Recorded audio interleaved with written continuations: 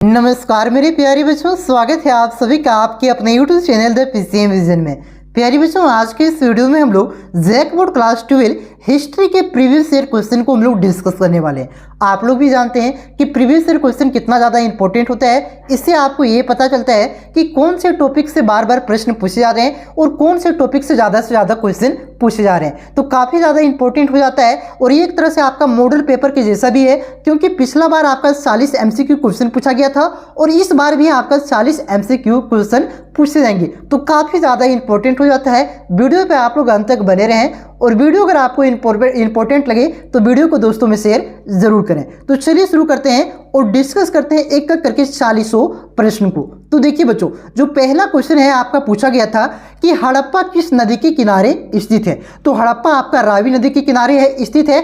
Option number 2 इसका correct answer होगा। देखिए, जो हड़प्पा से और भी क्वेश्चन पूछे जाते हैं और आप सभी के बोर्ड एग्जाम में पूछे जाने की संभावना है कि हड़प्पा की खोज किसने किया था। तो दयाराम साहनी ने किया था, आप लोग याद रखिएगा। और हड़प्पा की खोज दयाराम साहनी ने कब किया था। तो 1921 ईस्वी में किया था। ये हड़प्पा से 3 क्वेश्चन बार बार पूछे जाते हैं। इस बार आपका क्या पूछा गया था कि हड़प्पा किस नदी के किनारे स्थित है। तो रावी नदी के किनारे। 2020 में आपका क्या पूछा गया था कि हड़प्पा की खोज किसने किया है। तो दयाराम साहनी ने किया था। तो हो सकता है इस बार ये पूछा जाए कि हड़प्पा की खोज कब हुआ था। तो 1921 में हुआ था। इसलिए जितने भी पॉइंट है वे मैं आपको बताते चल रहा हूँ। अगर इसी प्रकार से आपको वीडियो चाहिए तो कमेंट करके आप लोग जरूर बताएं बच्चों कि हाँ सर इसी प्रकार से एक्सप्लेन करके बताएं, ठीक है। चलिए, नहीं तो आप लोग ये भी बोलेंगे कि सर आपका एक का ऑप्शन नंबर बी हो गया रावी नदी, इस प्रकार से भी बोलेंगे तो उस प्रकार से भी मैं वीडियो बना दूंगा, ठीक है। लेकिन इस प्रकार से अगर एक्सप्लेन करके बताते तो अगर आप जानते तो आपका रिवीजन हो जाता है। अगर कोई भी पॉइंट आप लोग नहीं जानते हैं तो आपका एक तरह से फिर से मैं यहाँ पे रिकॉल करवा दे रहा हूँ, ठीक है। चलिए आते दूसरा क्वेश्चन पे। देखिए, दूसरा क्वेश्चन पूछा गया था कि मोहनजोदड़ो का उत्खनन किया था। तो मोहनजोदड़ो का उत्खनन किसने किया था। दूसरे भाषा में बोले तो मोहनजोदड़ो का खोज किसने किया था। तो राखलदास बंदरजी ने किया था। कब किया था बच्चों। तो 1922 में किया था, ठीक है। और यह भी पूछा जा सकता है कि मोहनजोदड़ो कौन सी नदी के किनारे स्थित है। तो सिंधु नदी के किनारे स्थित है। इसे भी आप लोग याद रखिएगा। चलिए आते अगला क्वेश्चन पे। देखिए, तीसरा क्वेश्चन जो था बच्चों कि हड़प्पा सभ्यता में हमें हल का साक्ष्य कहां से प्राप्त होता है, यानी कि हल कहां से पाया गया था। तो कालीबंगा से पाया गया था। ऑप्शन नंबर 4 इसका करेक्ट आंसर होगा। यहाँ पे ये भी पूछा जाता है कि ये जो कालीबंगा स्थान है वर्तमान भारत के कौन से राज्य में स्थित है। तो ये कालीबंगा वर्तमान के राजस्थान में स्थित है बच्चों। और ये कालीबंगा कौन सी नदी के किनारे स्थित है। सरस्वती नदी, ठीक है। सरस्वती नदी ऑप्शन में नहीं रही तो घग्गर याद रखिएगा। क्या याद रखिएगा, घग्गर। जितना भी इंपॉर्टेंट पॉइंट है सारा मैं आपको बताते चल रहा हूँ। चलिए चौथा प्रश्न की ओर आते हैं। चौथा प्रश्न देखिए बच्चों कि सिंधु घाटी सभ्यता का सबसे बड़ा शहर कौन सा था। बहुत ही ज्यादा इंपॉर्टेंट क्वेश्चन है। यहाँ से 3 तरह के प्रश्न बनते हैं, आप लोग उसे ध्यान दीजिएगा। यहाँ पे पूछा है सबसे बड़ा शहर। तो सबसे बड़ा शहर पूछे तो मोहनजोदड़ो। एक होता है स्थल। स्थल का मतलब क्या होगा, उसके अंदर गांव और शहर दोनों आ जाएगा, ठीक है। अगर स्थल पूछे कि सिंधु घाटी सभ्यता का सबसे बड़ा स्थल कौन सा है तो धोलवीरा। क्या है बच्चों, धोलवीरा। क्लियर है। शहर का बात करें तो मोहनजोदड़ो, स्थल का बात करें तो धोलवीरा। अगर एक तरह से और भी क्वेश्चन पूछा जाता है कि सिंधु घाटी सभ्यता का भारत में सबसे बड़ा स्थल कौन सा है। देखिए, सिंधु घाटी आप लोग तो जानते हैं कि जो सिंधु घाटी सभ्यता है वो भारत में भी फैला हुआ है और पाकिस्तान में भी फैला हुआ है बच्चों, ठीक है। अगर पूछे कि भारत में सबसे बड़ा स्थल कौन सा है तो भारत में सबसे बड़ा स्थल आपका क्या है बच्चों, राखी गढ़ी है, ठीक है। आप लोग जानते हैं, बहुत सारे बच्चे जानते भी होंगे, मुझे उम्मीद है 2-4 बच्चे जो है वो उन्हें नहीं जानते होंगे तो कोई बात नहीं, मैं यहाँ पे सारा आपको बताते चल रहा हूँ और जो जानते हैं आपका क्या हो जाएगा, रिवीजन हो जाएगा, ठीक है। सबसे बड़ा शहर का बात करें तो मोहनजोदड़ो, सबसे बड़ा स्थल का बात करें तो धोलवीरा और भारत में सबसे बड़ा स्थल का बात करें तब क्या हो जाएगा, तब आपका क्या हो जाएगा बच्चों, राखी गढ़ी। क्लियर है। उसके बाद देखिए अगला क्वेश्चन है 5वां कि लोथल कहाँ पे स्थित है। तो लोथल आपका गुजरात में स्थित है बच्चों और यह सिंधु घाटी सभ्यता का एक प्रमुख बंदरगाह था। पूछा जाता है कि इनमें से कौन सिंधु घाटी सभ्यता का एक प्रमुख बंदरगाह था। तो आप लोग वहां पे लोथल ऑप्शन में मिलेगा, ठीक है। और ये लोथल कौन सी नदी के किनारे स्थित है तो भोगवा नदी, ठीक है। भोगवा नदी के किनारे स्थित है। चलिए सारा आप लोग नोट डाउन करना चाहे तो नोट डाउन कर सकते हैं, इंपॉर्टेंट क्वेश्चन है। चलिए छठा क्वेश्चन देखते हैं कि सिंधु घाटी के निवासियों को किस धातु का ज्ञान नहीं था। तो सिंधु घाटी के निवासियों को लोहा का ज्ञान नहीं था बच्चों। किसका ज्ञान नहीं था, लोहा का ज्ञान नहीं था। लोहा का खोज कब होता है, उत्तर वैदिक काल में लोहा का खोज होता है। देखिए सिंधु घाटी सभ्यता का जो काल माना जाता है वो 2500 कब से कब तक माना जाता है, 2500, 1700 2500 से लेकर के 1750 BC तक माना जाता है। उसके बाद आपका 1600 से लेकर के आपका 600 BC तक क्या चलता है बच्चों, वैदिक काल चलता है। ठीक है, तो इसी पीरियड में क्या होता है, लोहा की खोज होता है। BC का मतलब आप लोग समझ रहे हैं ना, मैंने आपको जो हड़प्पा सभ्यता कि एक चैप्टर बाय MCQ क्वेश्चन करवाया उसमें बताया हुआ है सारा कुछ, आप लोग उसको वहां पे जाके देख सकते हैं। तो देखिए बच्चों, 7वां क्वेश्चन है आपका कि धोलवीरा की खोज किसने किया था।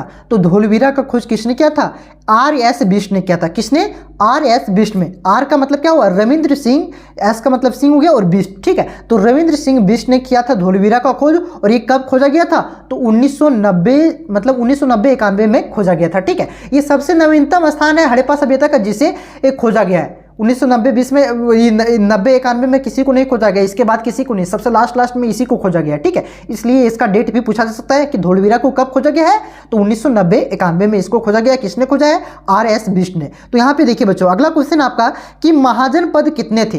देखिए यहाँ पे एक बात और मैं बता देना चाहूंगा, देखिए जो आपका पहला चैप्टर है हड़प्पा सभ्यता, उससे कितना क्वेश्चन पूछा गया, टोटल 7 क्वेश्चन पूछा गया। बहुत ही इंपॉर्टेंट चैप्टर था, इस वजह से मैं यहाँ पे आपको डिटेल से बता रहा था। 7 क्वेश्चन पूछा गया, तो इस बार आपका कम से कम 5 तो जरूर पूछे जाएंगे। ठीक है, तो जितना पॉइंट मैंने बताया उसको आप लोग नोट डाउन किए होंगे तो बहुत अच्छा बात है, नहीं तो वीडियो को 2 बार देख करके भी आप लोग अच्छा से रिवाइज कर सकते हैं। चलिए आते हैं अगला क्वेश्चन कि महाजनपद कितने हैं। तो 16 महाजनपद है। इसकी जानकारी किससे मिलता है बच्चों, तो बौद्ध और जैन धर्म की जो अंगुत्तर निकाय आपका धर्म ग्रंथ है उससे आपकी मिलती है कि 16 महाजनपद थे भारत में। और 16 महाजनपद में सबसे शक्तिशाली महाजनपद कौन था, तो आपका मगध। ठीक है, मगध जो आपका जनपद था बच्चों, जिसमें अशोक, चंद्रगुप्त मौर्य, ठीक है, जो आपका बिंदुसार, अजातशत्रु, सादा पढ़ते ना, सारा आपका मगध जनपद के अंतर्गत ही आता है। ठीक है, तो मगध जनपद जो आपका था सबसे शक्तिशाली जनपद था। और कितने महाजनपद थे, 16 महाजनपद थे भारत में।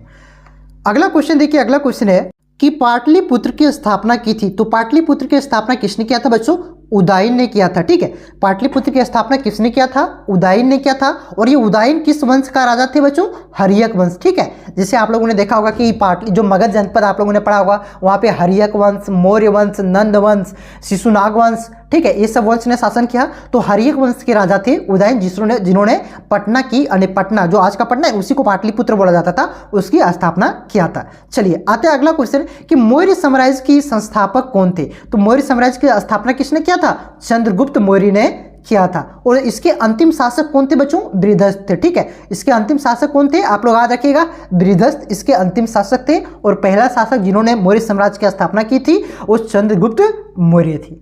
क्लियर है बच्चों। चलिए आते हैं अगले क्वेश्चन की ओर। अगला क्वेश्चन हम लोग यहाँ पे देख सकते हैं, 11वां क्वेश्चन है आपका कि कलिंग का युद्ध हुआ। तो कलिंग का युद्ध कब हुआ था, 261 ईसा पूर्व में हुआ था। किसके किसके बीच, अशोक और जो आपका एक है बच्चों कलिंग के राजा नंद थे। ठीक है, आप लोग याद रखिए किसके किसके बीच, अशोक और कलिंग के जो आपके राजा थे बच्चों राजा नंद, उसके बीच हुआ था। ठीक है, और इसकी जानकारी कौन से अभिलेख से मिलता है, तो हाथी गुफा अभिलेख से आपका जो है बच्चों कलिंग की जानकारी मिलती, कलिंग युद्ध की जानकारी मिलती है कि 261 ईसा पूर्व में हुआ था। चलिए आते हैं अगले क्वेश्चन की ओर। अगला क्वेश्चन है कि इंडिका की रचना किसने किया था। तो इंडिका की रचना किसने किया था, मेगास्थनी ने किया था। और कौटिल्य ने किसकी रचना किया था बच्चों, तो अर्थशास्त्र। पूछा जाता है कि अर्थशास्त्र की रचना किसने किया था, तो कौटिल्य ने। ठीक है, और मेगास्थनी ने इंडिका की रचना किया था। चलिए 13वां क्वेश्चन पे आते हैं कि प्राचीन भारत में अभिलेख लिखने की शुरुआत किस राजवंश ने किया था। तो मौर्य राजवंश के अशोक ने। किसने, अशोक ने ही आपका बच्चों ये क्या किया था, ये अभिलेख लिखने की शुरुआत की थी। और ये कौन से वंश के राजा थे, तो मौर्य राजवंश के राजा थे। अगला क्वेश्चन है 14वां आपका कि शक संवत का आरंभ किसने किया था। तो शक संवत का आरंभ किसने किया था, कनिष्क ने किया था। किसने, कनिष्क ने किया था। कब किया था, 78 ईस्वी में किया था। ठीक है, और विक्रम संवत पूछे तो विक्रम संवत का विक्रमादित्य ने। किसने, विक्रम संवत का विक्रमादित्य ने। देखिए आपका क्लियर हो जा रहा है कि विक्रम संवत विषय विक्रम और विषय क्या हो गया, विक्रमादित्य। ठीक है, और शक संवत पूछे तो कनिष्क ने कब किया था, 78 ईसा पूर्व में किया था। चलिए आते हैं अगले क्वेश्चन की ओर कि नालंदा विश्वविद्यालय की स्थापना किसने किया था। तो नालंदा विश्वविद्यालय की स्थापना कुमार गुप्त ने किया था। ऑप्शन नंबर 1 इसका करेक्ट आंसर होगा। उसके बाद देखिए 16वां क्वेश्चन है आपका कि भारत का शेक्सपियर किससे कहा जाता है। तो भारत का शेक्सपियर किसे कहा जाता है, कालिदास को कहा जाता है। कालिदास को भारत का शेक्सपियर कहा जाता है। क्लियर है। उसके बाद देखिए अगला क्वेश्चन है कि निम्नलिखित में से किसे सबसे पहले भारत में स्वर्ण सिक्के जारी किया था। तो भारत में सबसे पहले सोने का सिक्के किसने जारी किया था, तो हिंद यूनानियों ने किया था, ठीक है। और पूछे कि सर्वाधिक शुद्ध सोने के सिक्के को किसने जारी किया था, तो कुषाणों ने। दो तरह के क्वेश्चन बनते हैं यहाँ पे, सबसे पहले सोने के सिक्के को किसने जारी किया था, तो हिंद यूनानियों ने, और सर्वाधिक शुद्ध सोने के सिक्के को किसने जारी किया था, तो कुषाणों ने। चलिए अगला क्वेश्चन है, तो इस क्वेश्चन का आंसर ऑप्शन नंबर 3 होगा, ठीक है। अगला क्वेश्चन देखिए कि महात्मा बुद्ध का जन्म कहाँ हुआ था। तो महात्मा बुद्ध का जन्म आपका कहाँ पे हुआ था बच्चों, लुम्बिनी ने। कहाँ पे हुआ था, लुम्बिनी। लुम्बिनी कहाँ पे है, वर्तमान के नेपाल में है। वहाँ पे महात्मा बुद्ध का जन्म हुआ था। और कब हुआ था बच्चों महात्मा बुद्ध का जन्म, तो आप इसका जन्म हुआ था 563 ईसा पूर्व में। कब हुआ था, 563 ईसा पूर्व, मतलब 563 ईसा BC में हुआ था। और इसका कह सकते हैं जो इसकी मौत हुई थी, मृत्यु हुई थी, कब हुआ था, 463 BC में, ठीक है। यानी कि ईसा पूर्व 483 होगा, ठीक है, माफ कीजिएगा बच्चों, 483 होगा। 483 BC में इसकी मृत्यु हुई थी। 563 BC में इसका क्या हुआ था, जन्म हुआ था। कहाँ पे हुआ था, नेपाल की लुम्बिनी में हुआ था। कोई भी क्वेश्चन हो तो आप लोग कमेंट अवश्य करेंगे, ठीक है। अगला क्वेश्चन देखिए कि अस्पुत का संबंध कौन से धर्म से है। तो अस्पुत का संबंध आपका बौद्ध धर्म से है। ऑप्शन नंबर 20 का करेक्ट आंसर होगा। आप लोगों ने सुना होगा सांची का स्तूप, सुना है कि नहीं सुना है, तो सांची का स्तूप कहाँ है, कमेंट करके आप लोग बताइएगा। चल सकते अगला क्वेश्चन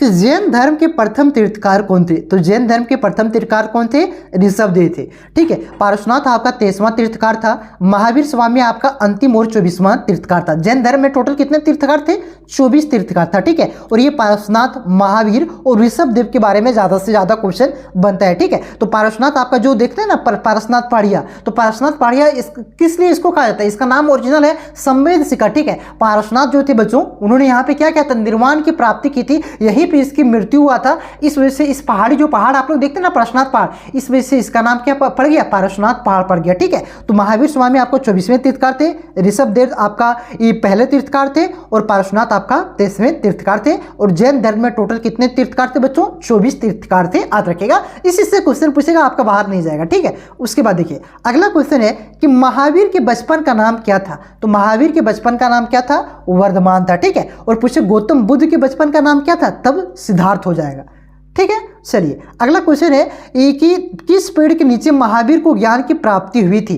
तो किस पेड़ के नीचे महावीर को ज्ञान की प्राप्ति हुई थी, साल के पेड़। किस पेड़ के नीचे, साल के पेड़ के नीचे महावीर को ज्ञान की प्राप्ति हुई थी। देखिए यहाँ पे देखिए सबसे ज़्यादा आपको जो बौद्ध और जैन धर्म के बारे में पढ़ना है, तो वहाँ पे बौद्ध धर्म में आपको महावीर के जन्म के बारे में पूरा पढ़ना है कि उसको ज्ञान कहाँ की प्राप्ति हुई थी, कौन से पेड़ के नीचे, कौन से नदी के नीचे, कौन से नदी के बगल में उनके ज्ञान की प्राप्ति हुई थी, ये सारा आपको पढ़ना है। और जो आपका गौतम बुद्ध था उसके बारे में भी पढ़ना है, ठीक है। तो देखिए अगर पूछे कि महावीर को, तब साल के वृक्ष हो जाएगा। अगर पूछे कि गौतम बुद्ध को कौन से वृक्ष के नीचे ज्ञान की प्राप्ति हुई थी, तो पीपल के वृक्ष, ठीक है, याद रखिएगा। चलिए अगला क्वेश्चन है कि सांची मध्य प्रदेश के किस शहर में स्थित है। अभी मैंने आपको पूछा कि सांची का स्तूप कहाँ पे स्थित है, तो आपका रायसेन में, ठीक है।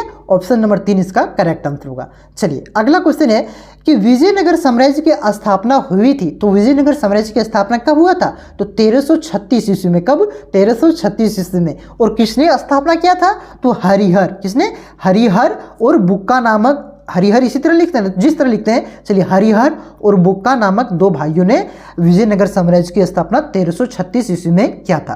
कोई दिक्कत नहीं है। चलिए अगला क्वेश्चन है बच्चों कि गोपुरम क्या है। तो गोपुरम आपका क्या है, ये आपका मंदिर के मुख्य प्रवेश द्वार को क्या कहा जाता है, गोपुरम कहा जाता है। ऑप्शन नंबर 3 इसका करेक्ट आंसर होगा। चलिए 26वां क्वेश्चन की ओर हम लोग आते हैं कि प्रसिद्ध विरूपाक्ष का मंदिर कहाँ स्थित है। तो विरूपाक्ष का मंदिर कहाँ पे स्थित है, हम्पी में स्थित है।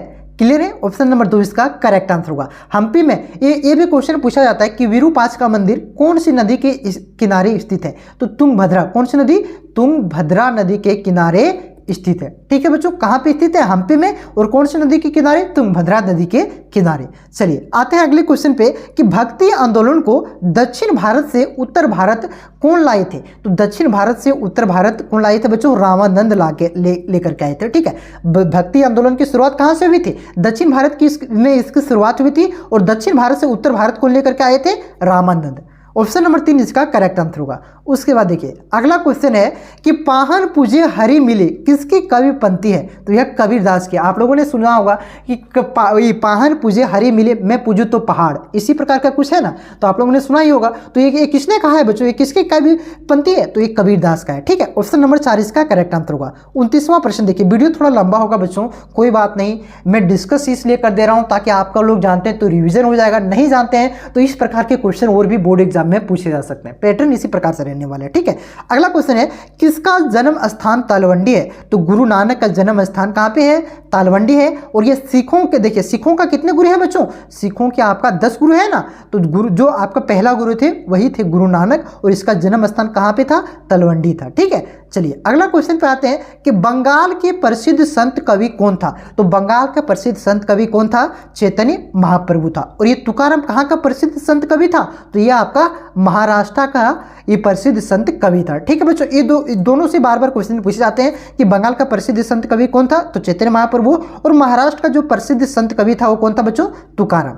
चलिए आते हैं अगला क्वेश्चन पे। अगला क्वेश्चन है कि खनखा, खनखा का अर्थ क्या होता है बच्चों? आश्रम होता है और मठ भी होता है। ठीक है, क्या होता है? आश्रम और मठ भी होता है। तो ऑप्शन में यहाँ पे आश्रम दिया हुआ है, तो आश्रम इसका करेक्ट आंसर होगा, खनखा का अर्थ। उसके बाद नेक्स्ट क्वेश्चन है कि निम्नलिखित में से कौन एक सूफी संत नहीं है? तो मीराबाई आपका क्या है बच्चों? सूफी संत नहीं है, यह एक भक्ति संत है जो कृष्ण की क्या मानते थे? कृष्ण की भक्ति में पागल थी, एक तरह से कह सकते हैं। ठीक है, मीराबाई। चलिए ऑप्शन नंबर 2 इसका करेक्ट आंसर होगा। उसके बाद देखिए अगला क्वेश्चन है कि शेख निजामुद्दीन औलिया का दरगाह कहाँ स्थित है? तो शेख निजामुद्दीन औलिया की दरगाह कहाँ पे स्थित है बच्चों? दिल्ली में। ठीक है, ऑप्शन नंबर 2 इसका करेक्ट आंसर होगा। शेख निजामुद्दीन औलिया की दरगाह कहाँ पे स्थित है? दिल्ली में। देखिए इस आप बहुत सारे क्वेश्चन में इस प्रकार से इस तरह जो गोला किया हुआ है यहाँ पे ब्लू ब्लू, तो इसको आप लोग ध्यान मत दीजिए, इसलिए ध्यान मत दीजिए। जिस स्टूडेंट ने क्वेश्चन यहाँ पे हमको दिया है उस स्टूडेंट ने टिक लगाया था। ठीक है, तो जो मैं बता रहा हूँ उस पर आप लोग ध्यान दीजिए कि शेख निजामुद्दीन औलिया का दरगाह कहाँ पे स्थित है? ये आपका ये कहाँ पे स्थित है बच्चों? तो दिल्ली में स्थित है। एक और क्वेश्चन पूछा जाता है कि जो आपका शेख मुजाउद्दीन चिश्ती, देखिए यहाँ पे था कि ख्वाजा मुजाउद्दीन चिश्ती, ठीक है, कि ख्वाजा मुजाउद्दीन चिश्ती का दरगाह कहाँ पे स्थित है? तो यह आपका स्थित है अजमेर में। ठीक है, कहाँ पे स्थित है? अजमेर में।